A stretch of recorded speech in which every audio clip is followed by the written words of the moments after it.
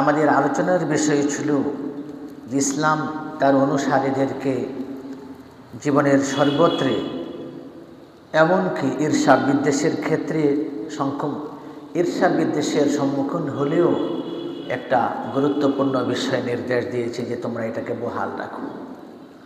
কে তোমার শত্রু, কে তোমার মিত্র, কে তোমার দোস্ত, কে তোমার স্বজন, কে তোমার স্বজন নয়, কে তোমার বন্ধু নয়, কে তোমার ধর্মের বা ভিন্ন ধর্মের, এই জিনিসগুলোকে তোমরা কখনো প্রায়োরিটি দেবে না, প্রাধান্য দেবে না, বরং তোমরা এই বিষয়টা বহাল রাখো।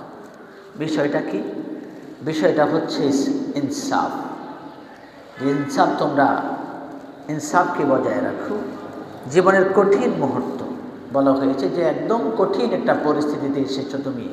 কঠিন কেমন কঠিন? কঠিনের চিত্রের কোনো শেষ নেই। যেমন মনে করেন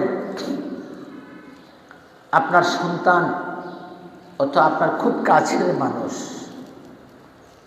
সে একটা অপরাধী হিসাবে সাব্যস্ত হলো। এমত অবস্থায় আপনি যদি এই মুহূর্তে ইনসাফ না করেন তাহলে অপরাধী পার পেয়ে যাবে। ইনসাফ যদি আপনি বহাল রাখতে চান, ইনসাফের উপরে যদি আপনি অটল থাকতে চান, তখন দেখা যাবে যে আপনি যখন বিচার করবেন, আপনার সন্তান যদি চোর হিসাবে সাব্যস্ত হয় আর আপনি যদি বিচারক হন, তাহলে এমন পরিস্থিতিতে চোরের হাত কেটে দেওয়াটাই আপনার দায়িত্ব। তো বাবা হিসেবে সন্তানের হাত কীভাবে কাটবেন? অথবা আপনি ভাই, আপনি বিচারক, কিন্তু এমন এক অপরাধী সাব্যস্ত হলো, তাকে আপনার শাস্তি দিতেই হয়। তখন আপনার এত কাছের বন্ধু, কাছের মানুষ, আপনি তাকে কীভাবে শাস্তি দিবেন? এই জন্য একজন বিচারকের জন্য এটা অত্যন্ত কঠিন মুহূর্ত। অত্যন্ত যে আমি অপরাধী, আমার ভাই অপরাধী, তাকে আমার হাতেই শাস্তি প্রয়োগ করতে হবে, অথবা আমার ক্ষমতা থাকা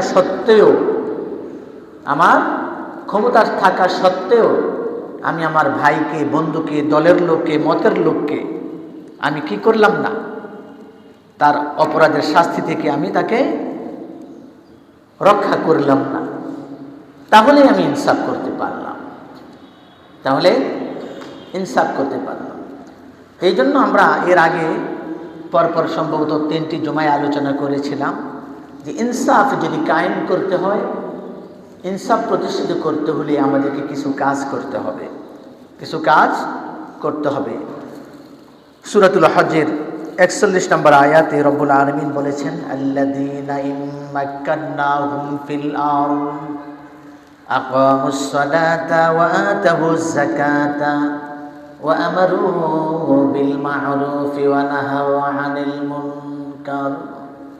রব্বুল আলামিন এভাবে বলেছেন, যদি তোমাদেরকে কোনো ভূখণ্ডে, ভূপৃষ্ঠে যদি কোনো সমাজের, রাষ্ট্রের দায়িত্ব দেওয়া হয়, তাহলে তোমরা 4টা কাজ করবা। কয়টা কাজ? 4টা কাজ। 2টি কাজের কথা আমরা পূর্বের আলোচনায় বলেছিলাম। আপনাদের মনে রাখার স্বার্থে আমি 2টা কাজের কথা উল্লেখ করব। আমরা এ বিষয়ে বিস্তারিত আলোচনা পূর্বে করেছি, বিদায় বিস্তারিত আলোচনায় যাব না। প্রথম কাজের কথা বলা হয়েছিল যে আকামুস সালাতা, যে তোমরা সালাত কায়েম করবা।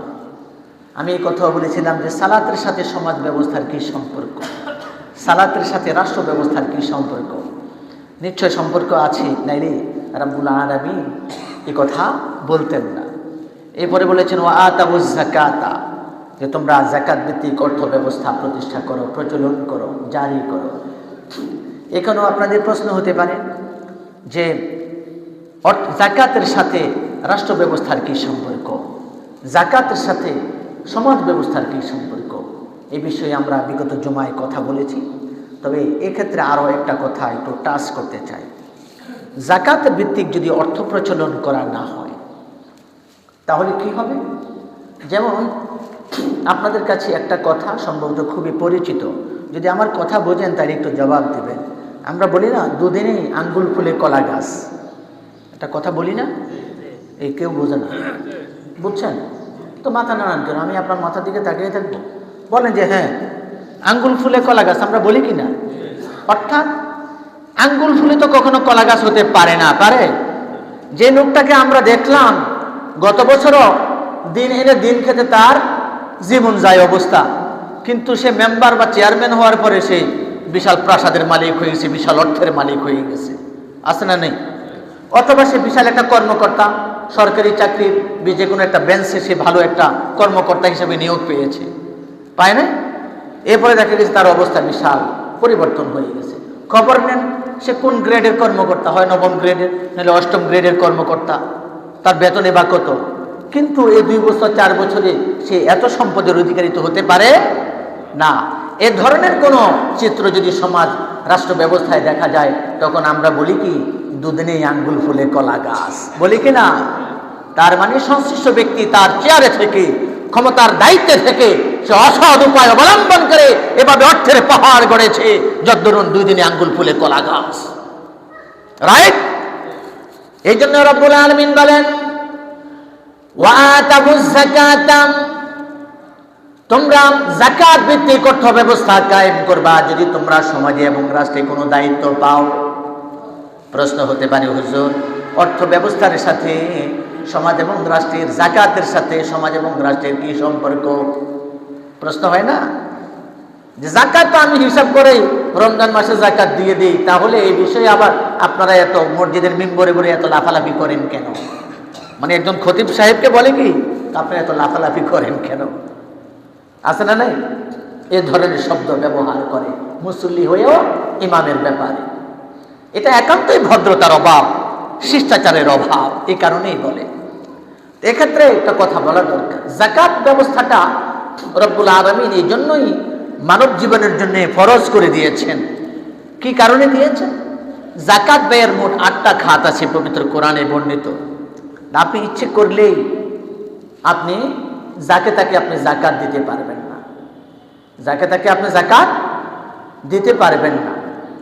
যেমন মনে করেন আপনার বাবা, আপনার দাদা বা উপরের শ্রেণী যারা আছে, আপনি সন্তান হিসাবে আপনার উপরের শ্রেণীর এই লোকগুলোকে দেখার দায়িত্ব আপনার উপরে ওয়াজিব। আপনি রিক্সা চালাইয়াও যদি খান, অথবা আপনি অফিসের ডিসি, এডিসি, অথবা উপজেলা পর্যায়ের বা যে কোনো লেভেলের কর্মকর্তা হন, আপনার বাবা থেকে শুরু করে উপরের দিকের শ্রেণীর যত মানুষ জীবিত আছে, এরা বয়সে হোক, বয়স্ক হোক আর যেভাবেই হোক, এদের সবাইকে দেখার দায়িত্ব সন্তান হিসেবে আপনার উপরে ওয়াজিব।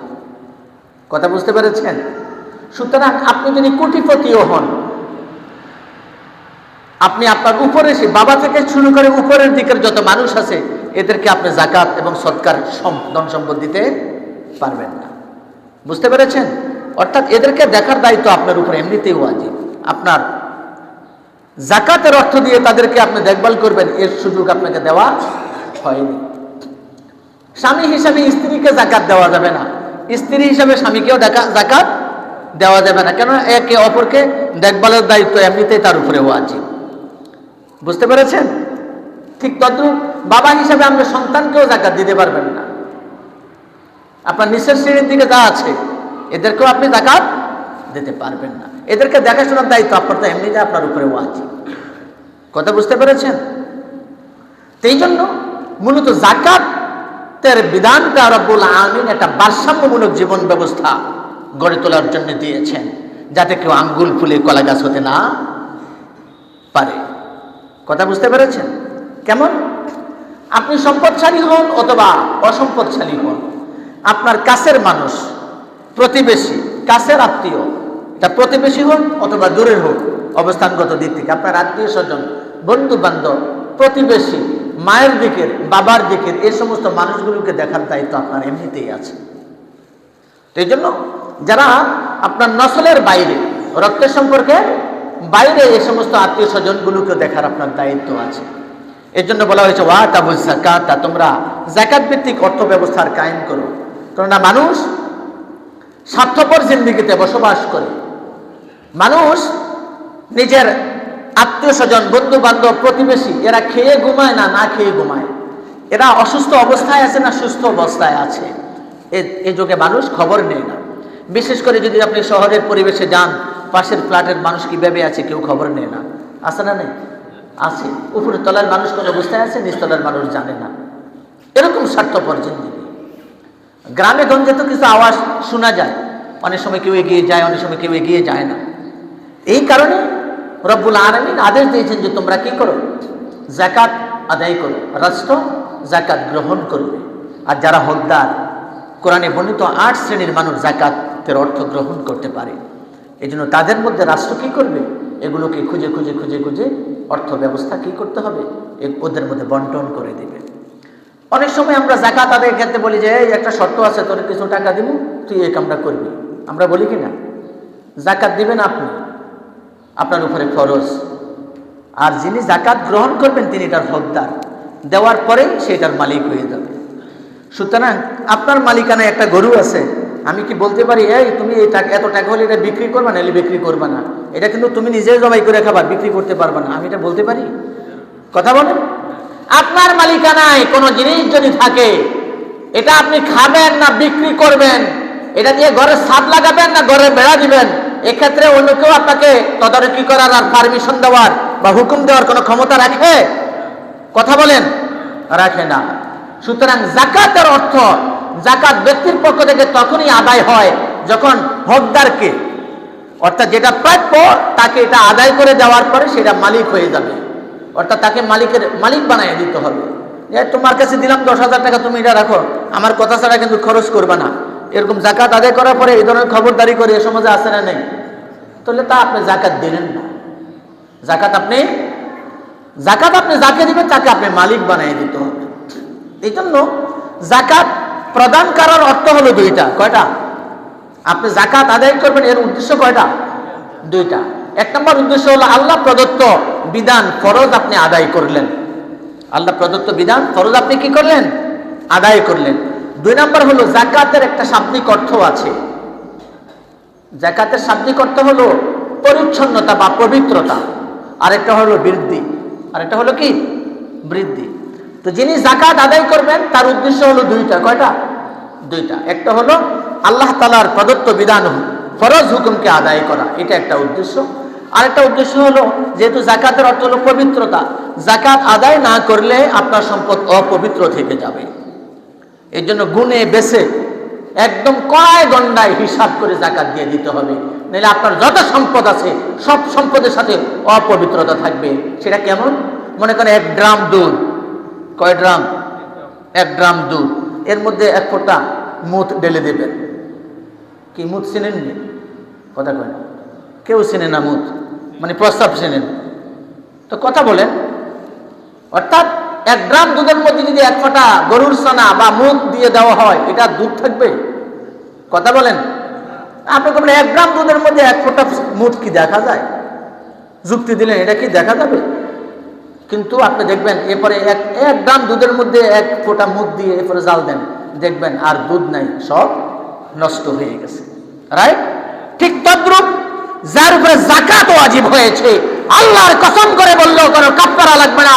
ওই ব্যক্তি যদি কড়ায় ঘন্টায় হিসাব করে যদি যথাযথভাবে যাকাত আদায় না করে এবং যাকাতের সামান্য অর্থ যদি তার সম্পদের সাথে থেকে যায়, তার সমস্ত সম্পদ অপবিত্র হয়ে যায়। এখান থেকে সে যতই ভোগ করো সমস্ত কিছু হারাম ভোগ করে, এখান থেকে সে যতই ভোগ করো সমস্ত কিছু অপবিত্র নাপাকে ভোগ করে। তার 14 গোষ্ঠী নাপাক খায়, তার 14 গোষ্ঠী নোংরা খায়, তার 14 গোষ্ঠী হারাম খায়। সুতরাং যে যাকাত দেয় না সে মূলত গরিবের সম্পদ আত্মসাৎকারী। বলেন, যে যাকাত দেয় না, কি ভয় পান? বলেন, যে যাকাত দেয় না সে গরিবের সম্পদ আত্মসাৎকারী, যে যাকাত দেয় না সে হারামখোর, যে যাকাত দেয় না, কি বলেন না কেন? যে যাকাত দেয় না সে অপবিত্র খায়, যে যাকাত দেয় না সে নোংরা খায়। বুঝতে পেরেছেন? সুতরাং আরেকটা কথা বলবো, পুরান কথা, আগেও বলেছি, যে যাকাত দেয় না সে গরিবের সম্পদ আত্মসাৎকারী। সুতরাং আমাদের দেশে দেখবেন অনেক ধনবান লোক, শিল্পপতি আছে না নেই, কোটিপতি আছে না নেই, তারা অনেকেই গরিবের সম্পদে শিল্পপতি। বলে হুজুর এটা কেমনে, তার কত মিল ইন্ডাস্ট্রি আছে, এই কারণে সে শিল্পপতি, ঠিক না? কিন্তু খুঁজে দেখেন, হয়তো সে 400 কোটি টাকার মালিক বা 1000 কোটি টাকার মালিক। এখানে 1000 কোটি টাকার 2.5% কত? বলেন 100 কোটি টাকা হলে, যদি কেউ 100 কোটি টাকার মালিক হয়, তাহলে সে 2.5 কোটি টাকার মালিক কে? গরিবরা, যারা যাকাতের হকদার। তো 100 কোটি টাকার মধ্যে 2.5 কোটি টাকা কার? গরিবের। সেটা আদায় করলো না, তো এই 2.5 কোটি টাকা তার কাছে রয়ে গেল না? হ্যাঁ, তার সমস্ত সম্পদ অপবিত্র। আল্লাহর কসম, তার সমস্ত সম্পদ অপবিত্র। এখান থেকে তার 14 গোষ্ঠী যত কিছু খায় সব হারাম খায়, সব অপবিত্র খায়, সব মুদ খায়। কথা বুঝতে পেরেছেন? শুনতে খারাপ লাগে, বাস্তবতা এটাই, বাস্তবতা এটাই। এই জন্য আমাদের দেশের অনেক জনবান লোক আছে, তারা কি করে? গরিবের টাকায় পেট বড় করে, গরিবের টাকা আরেকটা শিল্প প্রতিষ্ঠান তৈরি করে, গরিবের টাকা আরেকটা ব্যাংক অ্যাকাউন্ট তৈরি করে। কথা বুঝতে পেরেছেন? এই জন্য হিসাব করে দেখেন, হিসাব করে দেখেন আপনাদের কাছে গরিবরা কত সম্পদ পায়। এই জন্য দারিদ্রতা বিমোচনের ক্ষেত্রে যাকাতের ভূমিকা অপরিসীম। যাকাতের ভূমিকা অপরিসীম। আপনি যদি হিসাব করে এভাবে যাকাত দেন, আবার কি করে কয় দোকানে লেখা থাকে এখানে যাকাতের শাড়ি পাওয়া যায়। কি যাকাতের কোনো শাড়ি হয় নাকি? যাকাতের সেমাই চিনি পাওয়া যায়, আছে না নেই? কথা বুঝতে পেরেছেন? কয় সমস্যা নেই, আমার সাথে চুক্তি করেন, আমি আপনাকে সুলভ মূল্যে দেব। অর্থাৎ যাকাতের টাকা দিয়েও ব্যবসা করে। এগুলো সব যারা এই ব্যবসার সাথে রিলেটেড তারাও হারাম খায়, যারা এদের কাছ থেকে কিনে তারাও হারাম খায়। কথা বুঝতে পেরেছেন? সেদিন আমি বলেছিলাম এই কথাটা, আপনাদের মনে আছে কিনা জানি না, যে মনে করেন একটা লোক আপনার কাছে 500 টাকা পায়, 500 টাকা পায়, কথাটা জবাব দিন, 500 টাকা পায়, কারণ আপনার দায়িত্ব হলো কি? তাকে 500 টাকা বুঝিয়ে দেওয়া। এই তো আপনার দায়িত্ব। কি আপনার দায়িত্ব হলো বাজারে যাবেন, 300 টাকায় 200 টাকায় পাওয়া যায় কাপড় যাকাতের, ঠিক আছে, আপনি কিনলেন 200 টাকা দিয়ে, 500 টাকা দিয়ে একটা শার্ট কিনলেন, যেন দর সলিমুদ্দিন তোমাকে দিলাম। এটা কিসের? কয় না, তুমি তো আমার কাছে 500 টাকা পাও না। হ পাই তো, এটা তোমাকে একটা শার্ট কিনে দিলাম। কি ফিটের তক্তা রাখবে? হ্যাঁ, টাকা আমি পাই, আমার টাকা আমাকে বুঝিয়ে দিবা। আমার টাকা দিয়ে আমি শার্ট কিনবো না গেঞ্জি কিনবো, নাকি আমার বউকে অলংকার কিনে দেবো, এটা তো আমার ব্যাপার।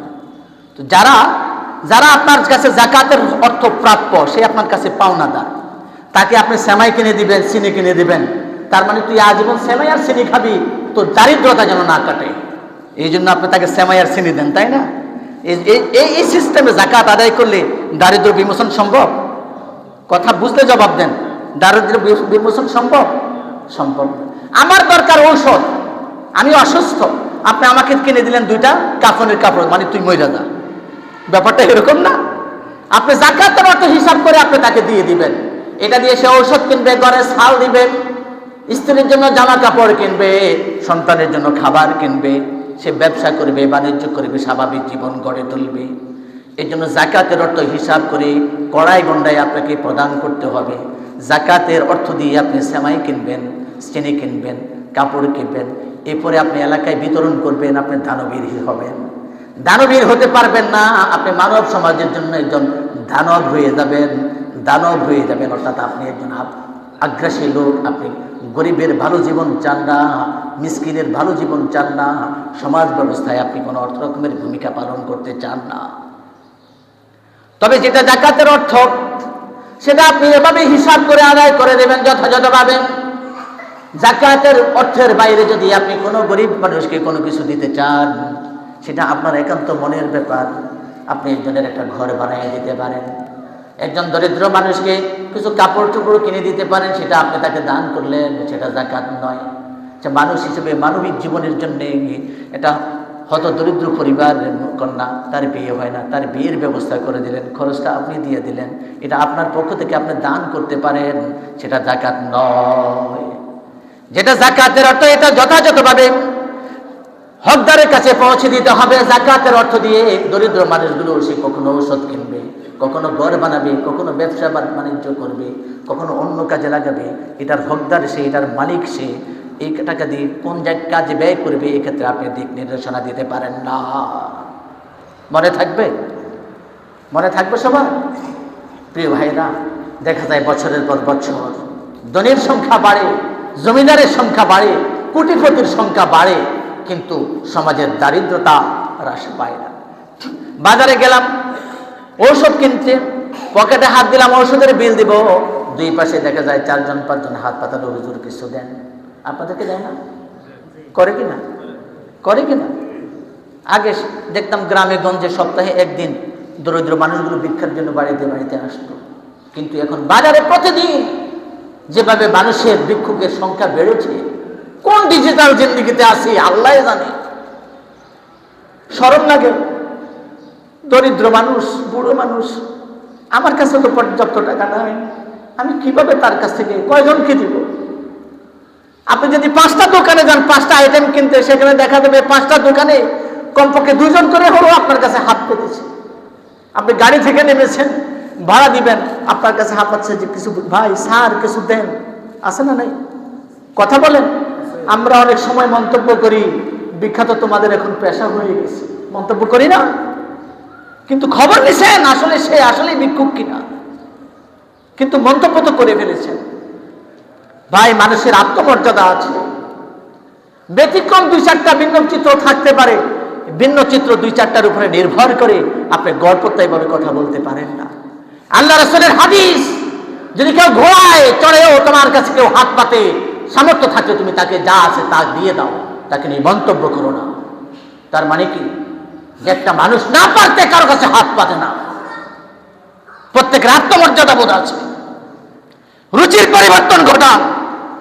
চেয়ারের মালিক হয়েছেন, ক্ষমতার দাপট দেখাবেন না। মনে রাখবেন, আল্লাহ তাআলা আপনাকে একটা দায়িত্ব রেখেছে, তার মানে সম্মান দিয়েছে। এই সম্মানের বিপরীতে আপনি মানুষকে সম্মান দেখাবেন। আপনি চেয়ারের মালিক হয়েছেন, ঘাড় মোটা করবেন, মানুষের সাথে তাচ্ছিল্য করে বেয়াদবির সাথে কথা বলবেন, মানুষকে অনুশাসনের পরিবর্তে আপনি শাসন ক্ষমতা দেখাবেন, নম্রতার ভদ্রতার বিপরীতে, বিনয়ের বিপরীতে আপনি ক্ষমতা দেখাবেন। এ ধরনের আচরণ বন্ধ করুন। আপনার এটা শিষ্টাচার বিবর্জিত। রব্বুল আলামিন বলেছেন যে ওয়াআতাবুস যাকাত, যাকাত কায়েম করো, যাকাত আদায় করো, যাকাত ভিত্তিক অর্থ ব্যবস্থা প্রচলন করো। আপনার নিজের কোষাগার খালি করে মানুষকে দান করতে হবে না। আপনি যদি মানবিক হন, আর আপনার যদি ইসলামী আল্লাহর অনুশাসনের প্রতি যদি আপনার